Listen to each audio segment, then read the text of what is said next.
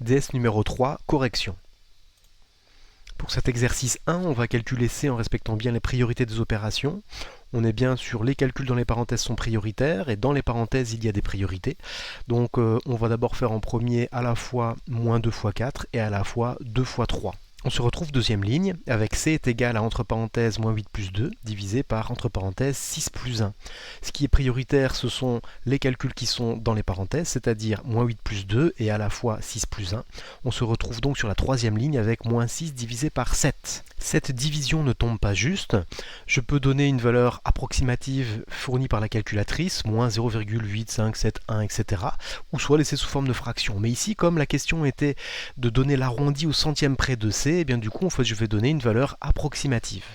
Je vous propose de passer par l'encadrement de la distance à 0 de cet affichage de la calculatrice, donc au centième près ça veut dire deux chiffres après la virgule, on est bien sur cet affichage 0,85, 0,86. Entre 0,85 et 0,86, la valeur la plus proche c'est 0,86. Une petite astuce, on va regarder le chiffre des millièmes, 7, qui fait partie du deuxième groupe des chiffres disponibles, donc 5, 6, 7, 8 et 9.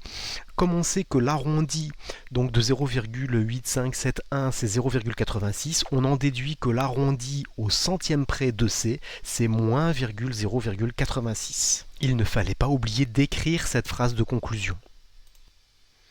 Pour cet exercice, il fallait bien comprendre que l'expression 3 fois moins froid correspond à une division par 3. La température était de moins 10 degrés, donc on va faire moins 10 divisé par 3. Cette opération ne tombe pas juste, on obtient sur l'écran de la calculatrice moins 3,333, etc. On va répondre à la question avec une phrase en disant que la température risque d'être comprise entre moins 4 degrés et moins 3 degrés. L'encadrement à l'unité près, ça veut dire aucun chiffre après la virgule, donc correspond bien à la température prévue, moins 4, moins 3 degrés, moins 4 étant une température plus basse que moins 3 degrés. Ici, le premier travail consistait à simplifier l'écriture de C. Alors, à la place de moins, entre parenthèses, moins 5, on écrit tout simplement 5. On va anticiper moins 2 fois moins 4, donc le résultat sera un positif, donc on va anticiper ce signe, et donc en écrivant, à la place de moins 2 fois moins 4, on va écrire plus 2 fois 4. Pareil, donc moins 3 divisé par moins 6 c'est un résultat qui sera positif, donc du coup en fait on va enlever les parenthèses et enlever les signes négatifs, donc on va le remplacer par 3 divisé par 6. Et puis au lieu d'écrire plus moins 7, on va écrire tout simplement moins 7. Maintenant qu'on est sur cette deuxième ligne, les calculs prioritaires sont 2 fois 4 et 3 divisé par 6. Troisième ligne, on remplace 2 fois 4 par 8 et on remplace 3 divisé par 6 par 0,5. Attention, 3 divisé par 6, ce n'est pas la même chose que 6 divisé par 3. Puis ensuite, pour passer de la troisième à la quatrième ligne, je fais la technique sur une somme algébrique les deux premiers. Donc je fais le calcul 5 plus 8, et donc du coup je remplace ligne suivante par 13, moins 0,5, moins 7, les deux premiers, pour passer à la cinquième ligne, donc 13 moins 0,5 je remplace par 12,5 moins 7, et puis 12,5 moins 7 on est bien sur du 5,5. Pour la vignette en haut à gauche, la décomposition en produit de facteurs premiers, on peut facilement voir que c'est pas A parce que 45 n'est pas un nombre premier, ce n'est pas B parce que 9 n'est pas un nombre premier, ce n'est pas C non plus parce que 9 n'est pas un nombre premier, donc il ne nous reste plus que la réponse D qui est bien une décomposition. 18 c'est bien 2 fois 3 fois 3 et 45 c'est bien 3 fois 3 fois 5 avec uniquement des nombres qui sont des nombres premiers. Pour la vignette en haut à droite, donc on a déjà la décomposition du numérateur et du dénominateur de la fraction en produit de facteurs premiers. Donc il suffit simplement de simplifier par 3, numérateur et dénominateur. Et donc il nous reste au numérateur 13 et il nous reste au dénominateur 2 fois 5.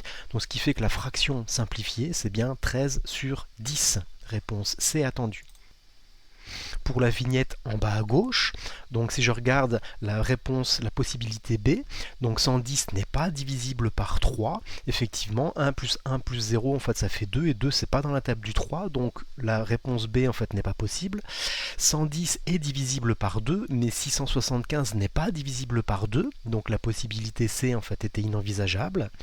110 est divisible par 5, 675 est divisible par 5, ça veut dire qu'effectivement je vais pouvoir simplifier cette fraction par 5. Donc 5 est un diviseur de 110, 5 est un diviseur de 675, donc effectivement je peux simplifier cette fraction par 5. Donc réponse D attendue. Pour la vignette en bas à droite, possibilité A, 6 n'est pas un nombre premier, 2 fois 3 ça fait 6.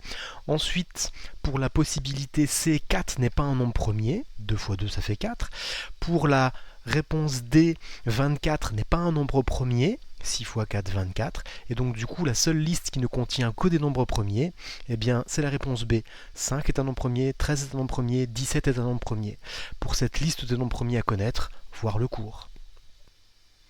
Pour cet exercice, il s'agissait d'utiliser la formule donnée, donc la prime, qui est égale à entre parenthèses x moins 24, le tout multiplié par 40 plus 200. Cette formule en remplaçant la lettre x par 80, parce que en fait, le vendeur a vendu 80 aspirateurs. Donc on se retrouve avec un calcul, entre parenthèses 80 moins 24 multiplié par 40 plus 200. Le calcul prioritaire c'est 80 moins 24. Donc ligne suivante on est sur 56 multiplié par 40 plus 200. Le calcul prioritaire c'est 56 multiplié par 40, c'est-à-dire 2240. Donc on est bien sur l'avant-dernière ligne 2240 plus 200.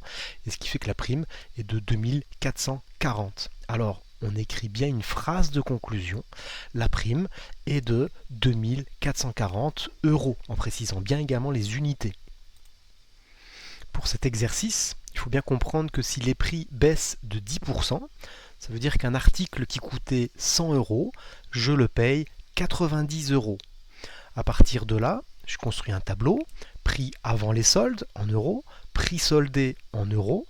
Si le prix d'un article coûtait 100 €, c'est-à-dire je le mets en fait sur la ligne prix avant les soldes, je le paye quand il est soldé 90 €. Comme j'ai dans le texte l'information l'article soldé coûte 135 €, je vais placer en bas à droite mon 135. Et maintenant que toutes les valeurs sont bien placées dans le tableau, je n'ai plus qu'à trouver la quatrième proportionnelle, quelle que soit la technique utilisée. Ici j'ai utilisé le coefficient de proportionnalité, je multiplie par 100 sur 90 pour remonter. Et donc le calcul c'est 135 multiplié par 100 sur 90, j'obtiens 150. Donc le prix avant les soldes, il était de 150 € pour que le prix soldé soit de 135 €. Attention à la technique, à multiplier 135 par 10 sur 100 et puis de l'ajouter à 135, elle va donner un résultat qui n'est pas bon. Pour ce développement de M, on va utiliser la formule de la distributivité. On va utiliser à la place de K, moins 5, à la place de A, moins X, et à la place de B, 2. On va donc écrire moins 5 multiplié par moins X, plus moins 5 multiplié par 2. Je vais remplacer moins 5 fois moins X par 5X. Je vais remplacer plus moins 5 fois 2 par moins 10. Pour la factorisation, il va falloir faire ressortir le facteur commun, c'est-à-dire 3. À la place de 30, j'écris 3 fois 10. À la place de 21A, j'écris 3 fois 7A. 3 étant le facteur commun, j'utilise la formule de la distributivité pour factoriser. Et donc c'est bien égal à 3 facteurs de 10 moins 7A. Alors pour la vignette en haut à gauche, on va construire un petit tableau avec les unités, donc en faisant bien attention qu'une unité correspond à 2 colonnes. Je vais placer mon 500 000 hectomètres carrés avec le chiffre des unités va venir dans la colonne la plus à droite des hectomètres carrés. Et quand je vais lire en kilomètres carrés, eh bien du coup je vais regarder en fait dans la colonne la plus à droite des kilomètres carrés. Et ça nous fait 5000, donc réponse D attendue.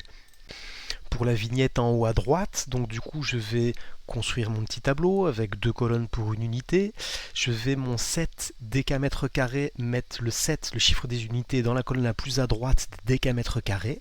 Puis ensuite je vais rajouter des zéros pour avoir ici en fait une valeur au niveau de la colonne la plus à droite des mètres carrés. Et je vais pouvoir lire 700 mètres carrés. Pour la vignette en bas à gauche, je vais donc faire mon petit tableau, 2 colonnes pour une unité. Le 0, le chiffre des unités de 1500 décimètres carrés, je vais le mettre dans la colonne la plus à droite des décimètres carrés. Puis ensuite, je vais lire dans la colonne la plus à droite des mètres carrés, donc qui doit avoir le chiffre des unités, c'est-à-dire 15. Donc du coup, en fait, je suis bien sur 15 mètres carrés, réponse A attendue.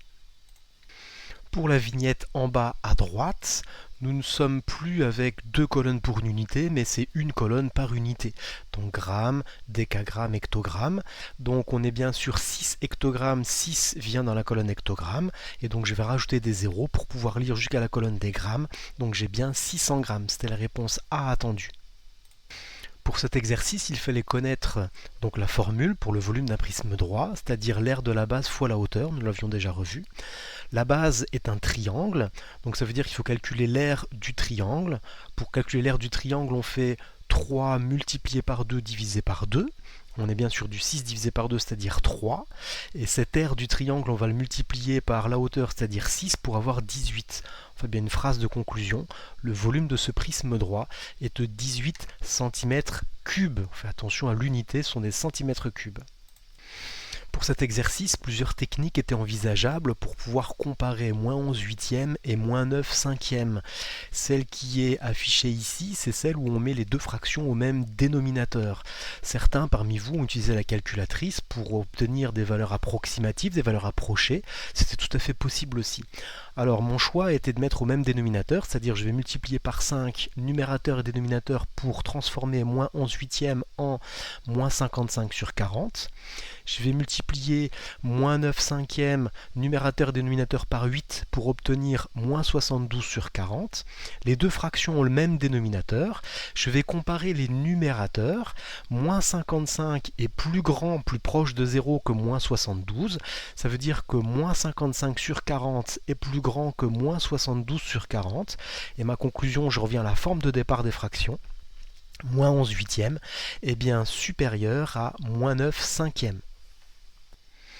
Pour cet exercice, il fallait placer les données de l'énoncé dans le tableau. Donc j'ai mis sur la première ligne nombre de bouteilles, donc 75 bouteilles. Nombre de pulls, juste en dessous, j'ai mis 3. Donc avec 75 bouteilles recyclées, on obtient 3 pulls. Et donc comme on me propose également en fait 825 bouteilles, et bien du coup je vais placer sur la ligne nombre de bouteilles 825. Maintenant, on fait de trouver la quatrième proportionnelle. La technique utilisée ici, c'est le produit en croix.